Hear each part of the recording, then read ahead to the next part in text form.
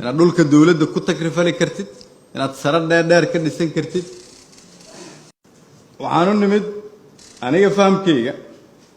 dhaqan ah in la aaminsan yahay inay siyaasaddu tahay wax dan gaar ah lagu gaaro halkan waxaan ugu nimid dhaqan la yiraahdo aan siyaasi noqdo si aan wax u helo halkan waxaan u nimid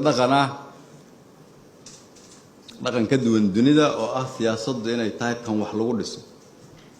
amniga looga shaqeeyo dhaqaalaha lagu kobciyo hami fog oo 50 sano la jaaxo keenu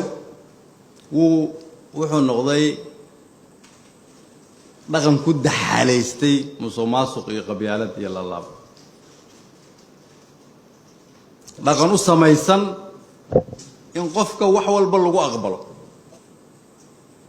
dhaqan u samaysan in runta la isu sheegin dhaqan ay ceeb ka tahay siyaasad ahaan in la isla xisaabtamo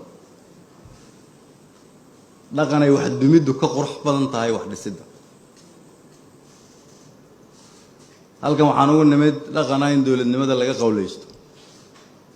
dawladnimadu inay qowleysatinimo tahay inaad dhulka dawladda ku takrifali kartid inaad sare dheer ka dhisan kartid in markaa meesha sarta dheer aad ka dhisatay oo la og yahay inaad soo xaday lagugu yimaado lagugula xafladeeyo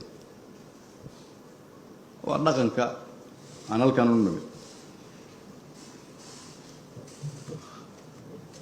si dhaqankaasi u jiro marka siyaasadda aan dalka ugu nimidna waxay u dhigtay isbaarooyin waaweyn oon ka soo shaqaynaynay ku dhowaad 2 sano la soo dhaafay waxaa ka mid ah in laga shaqeeyo in madaxda dalku aanay wada shaqayn in wasiirku uusan shaqadiisa daacad u ahaan laakiin dan gaara uu daacad u noqdo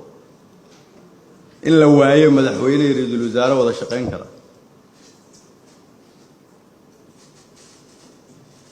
in shuruuc in la ansixiyo ay ka muhiimsan tahay in wax la dumiyo waa xaqiiq waa dhaqanka aan dalka ugu nimid